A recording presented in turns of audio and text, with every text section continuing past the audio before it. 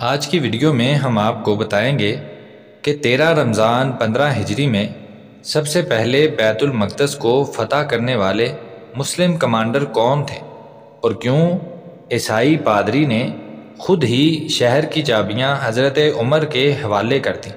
ان سب باتوں کو جاننے کے لیے ویڈیو کو آخر تک ضرور دیکھیں۔ پیارے دوستو، بیت المقدس مسلمانوں کا قبلہ اول ہے۔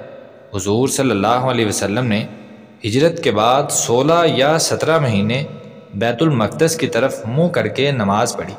اس کے بعد قبلہ تبدیل کرنے کا حکم آ گیا اور بیت المقدس کو انبیاء کی سرزمین بھی کہا جاتا ہے۔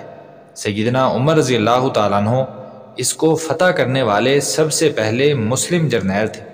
حضرت ابو بکر کے دور خلافت میں عمرو بن عاص رضی اللہ تعالیٰ عنہ نے فلسطین کے کچھ مقامات فتح کر لیے تھے اور فاروقی دور میں نابلس اور امواس کے علاقے فتح کر لیے گئے۔ عمرو بن عاص رومی فوجیوں کے خلاف فلسطین میں جنگ میں مصروف تھے اور ان کا مقابلہ روم کے بڑے جرنیل اطرابون کی فوج سے تھا۔ اطرابون نے عمرو بن عاص کو ایک دھمکی آمیز خط لکھا اور کہا، تم یہاں سے چلے جاؤ، یہ علاقہ تم فتح نہیں کر سکتے۔ جواب میں عمرو بن عاص نے بھی خط لکھا اور کہا کہ میں اس ملک کا فاتح ہوں، لہٰذا تم میرا مشورہ یہ مانو کہ تم اپنے دوستوں سے صلاح کرو، مشورہ کرو، شاید تمہاری عبرتناک تباہی سے پہلے تمہیں کوئی نیک مشورہ دے دے۔ جب اس نے یہ خط پڑھا تو مسکرا کر اپنے ساتھیوں کو کہنے لگا، یہ شخص بیت المقدس کو فتح نہیں کر سکتا، کیونکہ تورات میں اس مسلمان حکمران کی نشانیاں لکھی ہیں جو بیت المقدس کو فتح کرے گا، اور یہ وہ شخص نہیں ہے۔ اتنا کہہ کر اطرابون اور القدس کا پادری قلعہ بند ہو گئے۔ ان حالات کا جائزہ لے کر حضرت عمر رضی اللہ تعالیٰ عنہ خود بیت المقدس جانے کے لیے تیار ہو گئے۔ آپ نے مدینہ میں حضرت علی رضی اللہ تعالیٰ عنہ کو اپنا نائب مقرر کیا۔ آپ کا یہ سفر بڑا عجیب و غریب تھا۔ ابن اسیر وغیرہ لکھتے ہیں کہ آپ نے اونٹنی پر سفر کیا اور اونٹنی پر 2 تھیلے تھے، ایک میں ستو اور دوسرے میں کھجوریں تھیں، اور سامنے پانی سے بھرا ہوا ایک مشکیزہ تھا۔ سفر لمبا تھا، اس لیے ایک غلام ساتھ لے لیا اور کہنے لگے، یہ نہ سمجھنا کہ سارا راستہ میں ہی سواری پر بیٹھ کر سفر کروں گا اور تم پیدل چلو گے، بلکہ ہم باریاں مقرر کریں گے اور کچھ سفر میں سواری پر میں بیٹھوں گا اور تم نکیل پکڑ کر چلو گے، پھر میں نکیل پکڑ لوں گا اور تم سوار ہو جانا۔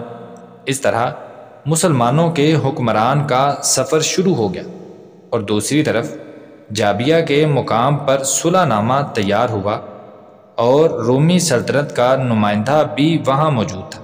اتنے میں اطلاع ملی کہ امیر المومنین تشریف لا رہے ہیں۔ پادری سفرینوس کا خیال تھا کہ امیر المومنین کا ایک لشکر نظر آئے گا جس کی قیادت میں وہ بڑی شان و شوکت سے آ رہے ہوں گے، لیکن جب اس نے دیکھا کہ ایک آدمی اونٹ پر بیٹھا ہے اور ان کی طرف آ رہا ہے اور دوسرا نکیل پکڑے آگے چل رہا ہے، اور ان کی حالت یہ تھی کہ پھٹے ہوئے جوتے، گرد و غبار سر پر پڑا ہوا تھا، پیوند لگے کپڑے پہنے ہوئے تھے اور آ رہے تھے، یہ دیکھ کر پادری کا دل قبول نہیں کر رہا تھا کہ وہ عظیم فاتح جس نے سلطنت روم اور فارس کے تخت کو ہلا کر رکھ دیا، کیا وہ ایسا سادہ انسان ہو سکتا ہے؟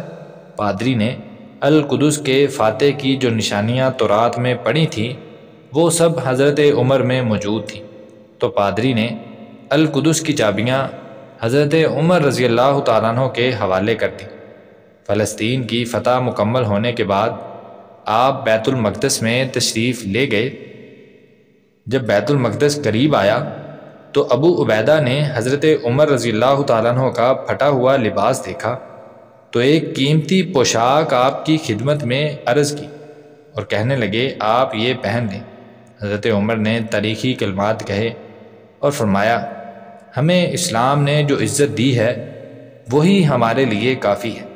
آپ بیت المقدس میں داخل ہوئے اور حضرت داؤد علیہ السلام کے محراب کی جانب بڑھے، اور آپ نے حضرت داؤد کے سجدے والی آیات تلاوت کی اور وہاں سجدہ کیا۔ اس طرح بیت المقدس حضرت عمر رضی اللہ تعالیٰ عنہ کے سنہری دور میں فتح ہو